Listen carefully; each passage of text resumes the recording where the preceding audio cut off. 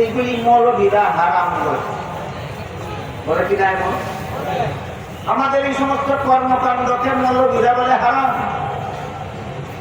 ওরা হারাম করবে, কারণ ওরা হইল শরীয়ত করবে, আর এই কাজগুলি শরীয়তে হারাম কি আছে। আমরা তো শরীয়ত পন্থী না, আমরা তো মারিফত পন্থী। শরীয়তের হারাম মারিফত হাসিল হয়ে গেলে হারাম থাকে না। মৌলবীরার মারিফত নাই, শুধু শরীয়ত নিয়ে চলে। এই জন্য গানকে বলে হারাম, বাজনাকে বলে হারাম, বেপরদা চলাকে বলে হারাম, বেনামাজি জীবন যাপনকে বলে হারাম, মাথায় রুশ করাকে বলে হারাম। আবার কত কিছুতেই মৌলবীরা হারাম বলে, কারণ এরা শরীয়ত পন্থী। বাস্তবিকই শরীয়তে এগুলি হারাম। কিন্তু যারা মারিফত যাদের হাসিল হইয়া যায় তাদের জন্য শরীয়তের হারাম হারাম থাকে না। আমাদের মারিফত হাসিল হইয়া গেছে, এই জন্য আমাদের জন্য গান হারাম নয়, মৌলবীদের জন্য গান হারাম। আমাদের জন্য বাজনা হারাম নয়, মৌলবীদের জন্য বাজনা হারাম। আমাদের জন্য বেপরদা চলা হারাম নয়, মৌলবীদের জন্য বেপরদা চলা হারাম। এমন কথা বলে কিনা? কথার জবাব দেওয়ার আগে বলতে চাই, শরীয়ত আর মারিফত দুইটা জিনিস তুমি পাইয়া কোথা? শরীয়ত আল্লাহর বিধান আর মারিফত কার বিধান? মারিফত কার বিধান? আল্লাহর বিধান। এদের একটা বন্ধ বলতে পারবে না শরীয়ত কাকে বলে আর মারিফত কাকে। শুধু মানুষ সারা সরল মানুষের আইওয়াজ করার জন্য শরীয়ত মারিফতের সাথে দোহাই দিয়ে থাকে। এদের খপ করে পরে আপনাদের ইমান যেন ধ্বংস না করেন, সেজন্য আমি শরীয়ত এবং মারিফতের একটা মোটামুটি পার্থক্য, পুরাপুরি পার্থক্য বলতে গেলে অনেক লম্বা সময় লাগে। শরীয়ত আর মারিফতের একটা মোটামুটি পার্থক্য বলে যে যদি বুঝেন এবং জীবনভর স্মরণ রাখেন, এই সমস্ত মূর্খ হাজার পূজারী ভণ্ডদের এই কুহুরিকতায় জীবন ধ্বংস হবে না। আল্লাহর কিছু বিধিবিধান শরীরের অঙ্গ প্রত্যঙ্গের দ্বারা পালন করতে হয়। এই সমস্ত বিধিবিধানকে সাধারণত শরীয়ত বলা হয়। যেমন ওযু করতে মুখ ধুইতে হয়, শরীরের অঙ্গ ব্যবহার হইল কিনা? ওযু করতে হাত ধুইতে হয়, শরীরের অঙ্গ ব্যবহার হইল কিনা? ওযু করতে মাথা মাথায় করতে হয়, শরীরের অঙ্গ ব্যবহার হইল। ওযু করতে পা ধুইতে হয়, শরীরের অঙ্গ ব্যবহার হইল। কাজী ওযু মারিফতের বিষয় না শরীয়তের বিষয়? তাহলে বুঝতে পেরেছেন? নামাজ মনে মনে পড়লে হয় না শরীরের অঙ্গ প্রত্যঙ্গ ব্যবহার করে করতে হবে? নামাজ মারিফতের বিষয় না শরীয়তের বিষয়? তাইলে আল্লাহ যে সমস্ত বিধান শরীরের অঙ্গ প্রত্যঙ্গের দ্বারা পালন করতে হয়, এমন বিষয়কে এমন বিধিবিধানকে সাধারণত শরীয়ত বলা হয়। শরীয়ত বুঝাটা কি আপনাদের জন্য অনেক কঠিন হইল? একেবারে সহজ। আর অনেক বিধান আল্লাহর এমন আছে যেগুলি শরীরের কোন অঙ্গের দ্বারা পালন করা যায়, একমাত্র অন্তরের দ্বারা পালন করতে হবে। আল্লাহর অনেক বিধান আছে শরীরের অঙ্গ দ্বারা পালন করা যায় না, অন্তরের দ্বারা পালন করতে হয়। ওইসব বিধানকে সাধারণত মারিফত বলা হয়। বুঝতে পারলাম? শরীরের অঙ্গ দ্বারা পালনীয় বিধানের নাম শরীয়ত, আর কেবলমাত্র অন্তরের দ্বারা পালনীয় বিধানের নাম মারিফত। উদাহরণ, আল্লাহ পাক রব্বুল আলামিন পবিত্র কোরআনের এক আয়াতে বলেন, قد أفلح المؤمنون الذين هم في صلاتهم خاشعون।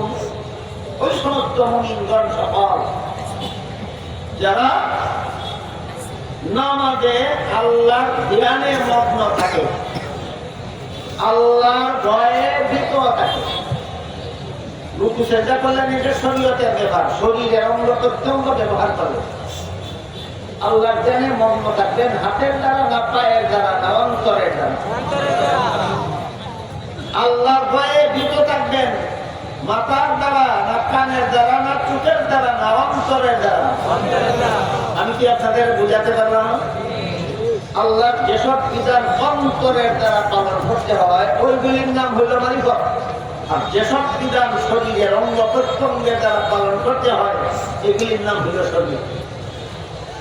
কেবলামুখী হয়ে দাঁড়ালেন, নিয়ত করলেন, সুবহানাকা পড়লেন মুখের দ্বারা, আউযু বিল্লাহি বিসমিল্লাহ বললেন মুখের দ্বারা, সূরা কেরাত করলেন মুখের দ্বারা, রুকু করলেন শরীরের অঙ্গ দ্বারা, সিজদা করলেন শরীরের অঙ্গ দ্বারা, বসলেন শরীরের অঙ্গ দ্বারা, আত্তাহিয়াত দুরূদ শরীফ করলেন শরীরের অঙ্গ দ্বারা, সালাম ফিরালেন শরীরের অঙ্গ দ্বারা।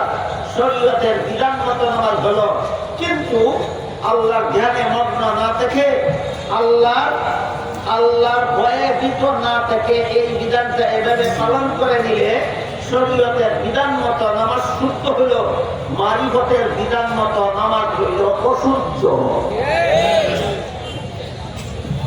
আমি কি আপনাদেরকে শরীয়ত মারিফতের পার্থক্যটা বোঝাতে পারলাম? বলেন তো, শরীয়তের বিধান পালন করলে নামাজটা শরীয়তের বিধান মতো শুদ্ধ হয় কিনা? হ্যাঁ হয়। কিন্তু আল্লাহর জ্ঞানে মগ্ন নন, আপনি আল্লাহর ভয়ে ভীত নন নামাজে, আপনি নামাজের শুরু থেকে শেষ পর্যন্ত সংসারের কল্পনা জল্পনায় লিপ্ত। মারিফতের বিধান মতো নামাজ আপনার অশুদ্ধ, নামাজ আপনার। আমার কথা বুঝে থাকলে বলুন তো, আমরা যারা যারা নামাজ পড়ি আমাদের অনেকের নামাজ মারিফতের বিধান মতো অশুদ্ধ থাকে কিনা? এটা শুদ্ধ করার পদ্ধতি একটু লম্বা, আমি আজকে বলতে পারি। শুদ্ধ করলে পরে এই নামাজের সুফলটা কি সেটা বলি। যখন আপনি মারিফতের বিধান মতো নামাজটা শুদ্ধ করবেন, অর্থাৎ যতক্ষণ নামাজে থাকেন ততক্ষণ আপনি আল্লাহর ধ্যানে মগ্ন থাকেন, আল্লাহর ভয়ে ভীত থাকেন। যেমন নামাজ যেদিন আপনার সাধন হয়ে যাবে, একদিকে মারিফতের দৃষ্টিতেও নামাজটা শুদ্ধ হয়ে যাবে, আর অপরদিকে আল্লাহ পাক রব্বুল আলামিন বলেন ইন্নাস সালাতা তানহা আনিল ফাহশাই ওয়াল মুনকার। মারিফতের দৃষ্টিতে যে শুদ্ধ নামাজ, এই শুদ্ধ নামাজ পড়ে কি আল্লাহ বলেন নামাজকে সকল প্রকার গুনার কাছ থেকে বাঁচায়। মারিফতের দৃষ্টিতে যার নামাজ শুদ্ধ হয়ে যায় তার নামাজ তাকে সংসারের সকল প্রকার গুনাহ থেকে বাঁচায়, সকল প্রকার গুনাহ থেকে কে বাঁচায়? নামাজ। কোন নামাজ? যে নামাজটা মারিফতের বিধান মতেও শুদ্ধ, যেই নামাজটা মারিফতের বিধান মতেও শুদ্ধ, এই নামাজকে সকল প্রকার গুনাহ থেকে বাঁচায়। এবার বলুন, গান গুনাহ কিনা? বাজনা গুনাহ কিনা? বেপরদা চলা গুনাহ কিনা? তুমি যদি মারিফত হাসিল হইয়া থাকে, তোমার মারিফতে তোমার গান থেকে বাঁচায় না কেন? মারিফত যদি হাসিল হইয়া থাকে তোমাকে বাজনার মতো হারাম থেকে বাঁচায় না কেন? মারিফত যদি তোমার হাসিল হইয়া থাকে তাহলে তোমাকে বেপরদা চলন থেকে তোমাকে বাঁচায় না কেন? প্রমাণ হয়ে গেল এইগুলি বাস্তব নয়, মারিফতের গুহাই ভণ্ডামি ছাড়া কিছু নয়।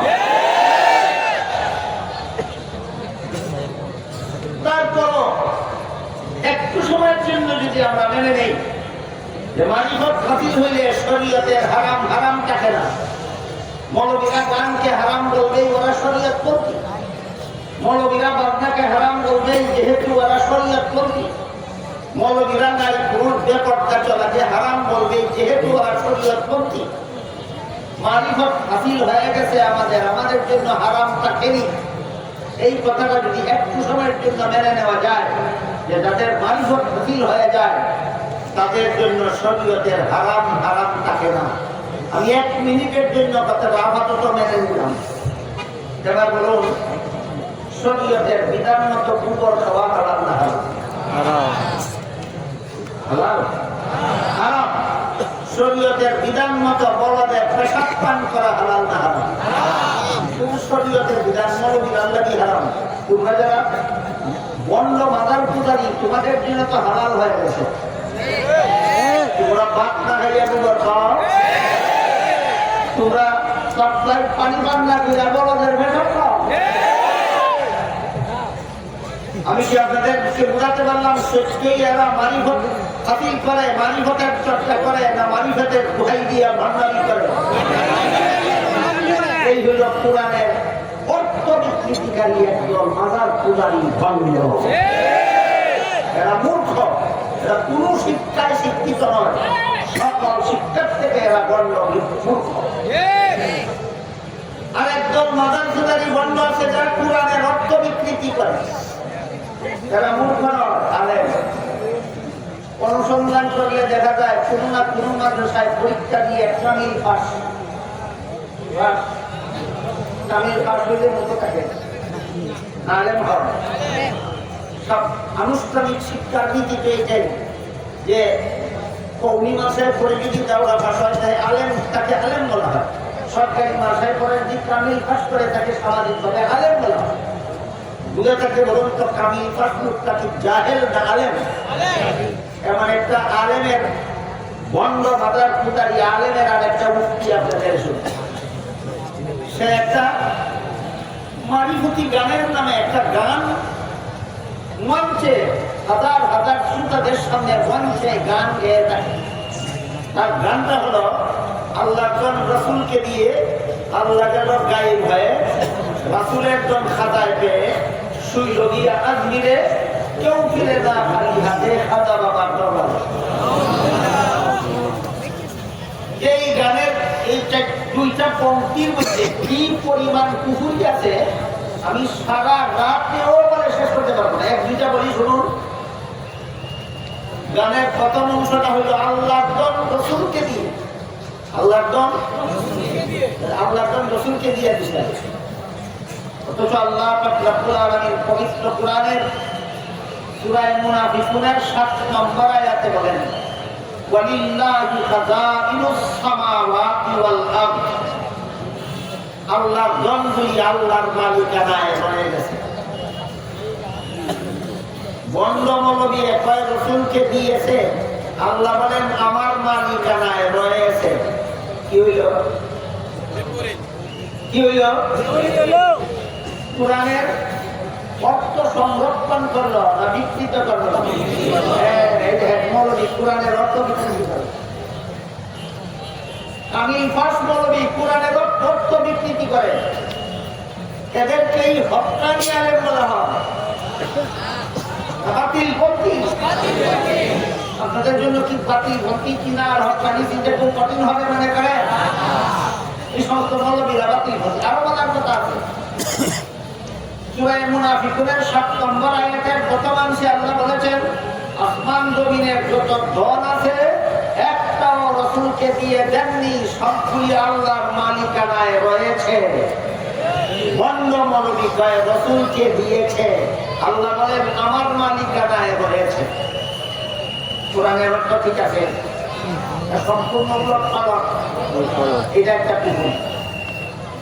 আয়াতের শেষ অংশে আল্লাহ বলেন, ওয়ালাকিন্নাল মুনাফিকিনা লা ইয়ালামুনা ইয়াফকাহুন, ওয়ালাকিন্নাল মুনাফিকিনা লা ইয়ালামুন। আসমান জমিনের সমস্ত ধন যে আল্লাহর মালিকানায় রয়েছে, মুমিনরা জানে, মুনাফিকরা জানে না। তাহলে যে বলে আল্লাহর মালিকানায় নাই, রাসূলের মালিকানায় চলে গেছে, সূরা মুনাফিকুনের 7 নম্বর আয়াতের শেষ অংশে বলে তুই মুমিন না, তুই মুনাফিক। এবার বলেন বাংলাদেশে আলেম নামের মুনাফিক আছে, চিনতে খুব অসুবিধা না? পরিষ্কার। যেমন এই বন্ডলী গানের একটা পুকুর, গানের প্রথম অংশের পুকুরিটা বুঝালাম, এবার মধ্যে অনেকগুলি পুকুরি আছে, বলার সময় বাড়াতে নেই। গানের শেষের অংশের পুকুরিটার কথা বলি। গানের শেষের অংশের পুকুরিটা হইল, কেউ ফিরে না খালি হাতে খাজা বাবার দরবারে। খাজা বাবার দরবারে গিয়া যে যা চায় তাকে তাই দেওয়ার ক্ষমতা রাখে খাজা। কেউ গিয়া দম চাইলে দম দেওয়ার ক্ষমতা রাখে, কেউ গিয়া শান্তি চাইলে শান্তি দেওয়ার ক্ষমতা রাখে, কেউ গিয়া সন্তান চাইলে সন্তান নেওয়ার ক্ষমতা রাখে, কেউ গিয়া জাহান্নাম থেকে মুক্তি চাইলে জাহান্নাম থেকে মুক্তি দেওয়ার ক্ষমতা রাখে, কেউ গিয়া জান্নাত চাইলে জান্নাত দেওয়ার ক্ষমতা রাখে। এবার বলুন এগুলি দেওয়ার ক্ষমতা কার? হয়নি জবাব, একমাত্র আল্লাহ। বলেন এগুলি দেওয়ার ক্ষমতা কার? এই ক্ষমতা খাতা বাবাকে দেওয়া ঈমান না কুফর? কোরআনের অর্থ বিকৃতি করলো কিনা? জাহেলরা করলো না একজন আলেম করলো? একজন আলেম আর কোরআনের অর্থ বিকৃতি। আর একজন আছে বাউল শিল্পী, একজন আছে বন্ড মাদার পূজারী, আর একজন আছে কি বাউল শিল্পী। ইদানিং এক বাউল শিল্পী গান মনে হয় আমার চেয়ে আপনারও ভালো লাগে।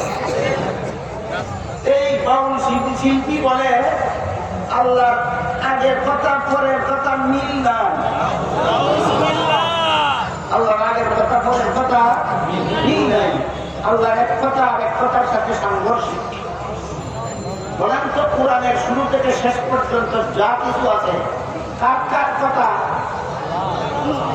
একমাত্র আল্লাহর কথা। কোরআনের শুরু থেকে শেষ পর্যন্ত যা কিছু আছে কার কার কথা? একমাত্র আল্লাহর কথা। আর আল্লাহর এক কথাকে আর এক কথার বিপরীত বলা কুফর। হাদিস শরীফে রাসূল কারীম সাল্লাল্লাহু আলাইহি ওয়াসাল্লাম বলেন, আল মিরাবু বিল কুরআনে কুফরুন। আল্লাহর এক কথাকে আর এক কথার বিরুদ্ধে যে দাঁড় করায় সে কাফের।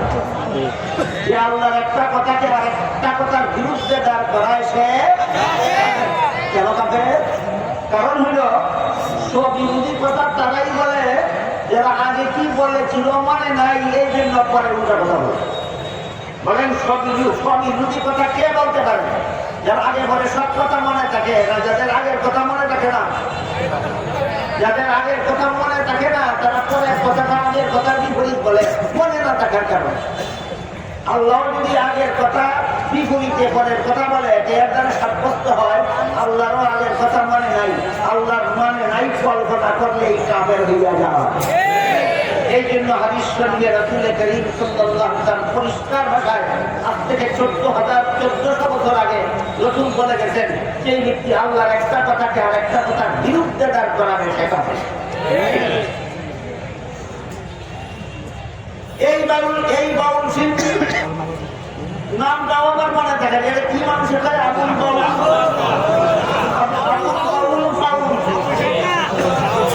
মানুষের কাছে আবুল বাউল ফাউল। আমি না আসলে জানাই যে আবুল তাবুল, বলেন আবুল বাউল না আবুল তাবুল? এই আবুল তাবুলের আরেকটা কথা হলো আল্লাহ কোরআনের সর্বশেষ সূরার মধ্যে মানুষকে নাচতে বলছে।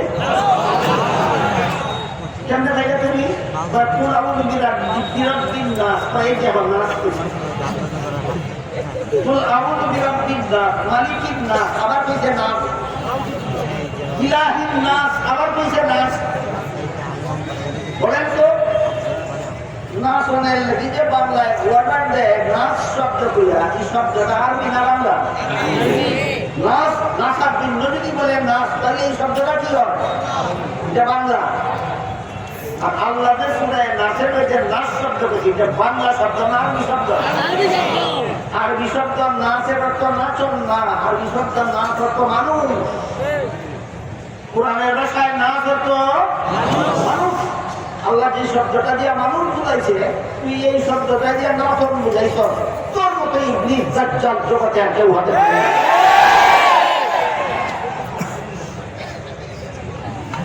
কোরআনের অর্থ বিকৃতি করলে এবার বাউল শিল্পী। এই সমস্ত বাউল শিল্পীদের সবচেয়ে বড় জঘন্যতম অপকর্ম এটা। গান তো গায়ে ঠিক আছে, আর পর্দা তো বাজায় ঠিক আছে, যদি আবুল তাবুল কথা কইয়া গান গাইতো, যদি আবুল তাবুল গানে বাজনা বাজাইতো, তুই তোর গান বাজানিয়া জাহান্নামে যা, মুসলমানের কিছু আসে যায় না। কিন্তু যখন কোরআন নিয়ে আবুল তাবুল কথা বলে, যখন কোরআনের অর্থ বিকৃতি করে, যখন আল্লাহকে নিয়ে আবুল তাবুল কথা বলে, যখন নবীকে নিয়ে আবুল তাবুল কথা বলে, যখন নবীর বিবিকে নিয়ে আবুল তাবুল কথা বলে, তখন পুরো মুসলমানের পক্ষে হালাল হবে না তাকে ছেড়ে দেওয়া।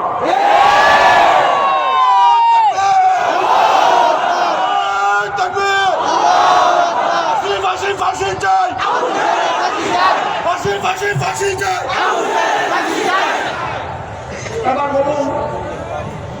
কোরআনের অর্থ বিকৃতিকারী দাজ্জালদের অভাব আছে কি সমাজে? রাসূল কি বলে গেছেন? তাওরাত কিতাবের অর্থ যেভাবে উম্মত বিকৃতি করে ফেলেছিল, কেউ সংরক্ষণ করতে পারেনি। ইনজিল কিতাবের অর্থ যেভাবে খ্রিস্টানেরা বিকৃত করেছে, কেউ সংরক্ষণ করতে পারেনি। জাবুর কিতাবের অর্থ যেভাবে সংরক্ষণ করে বিকৃত করেছে, কেউ সংরক্ষণ করতে পারেনি। কোরআনের অর্থ বিকৃত করে ফেলবে, কেউ সংরক্ষণ করতে পারবে না বলে গেছেন। রাসূল বলে গেছেন, যত শয়তান, যত দাজ্জাল, যত আবুল, যত বাউল, যত বাতুল, যত ফালতু কোরআনের সাথে অর্থ বিকৃতি করবে, সবগুলির থেকে কিয়ামত পর্যন্ত একদল হক্কানি আলেম কোরআনের অর্থ সংরক্ষণ করবে। তাতেই আপনাদের দায়িত্ব, আপনারা যারা হাজারে হাজারে লাখে লাখে সাধারণ মুসলমান উলামায়ে কেরামের কথাবার্তা শুনতে আসেন, ওয়াজ নসিহত শুনতে আসেন, নিজের ঈমান হেফাজত করতে আসেন, নিজের আমল সংশোধন করতে আসেন, আপনারা কি বাংলাদেশের সমস্ত হক্কানি আলেমদের পক্ষে এই সমস্ত আবুল তাবুল বাউল ফাউলদের ফাঁসি চান? যতক্ষণ পর্যন্ত এই সমস্ত ফালতু বাউল শিল্পীদের দৃষ্টান্তমূলক শাস্তি দেওয়া হবে না, ততক্ষণ পর্যন্ত এদের বিরুদ্ধে আন্দোলন বন্ধ হবে না।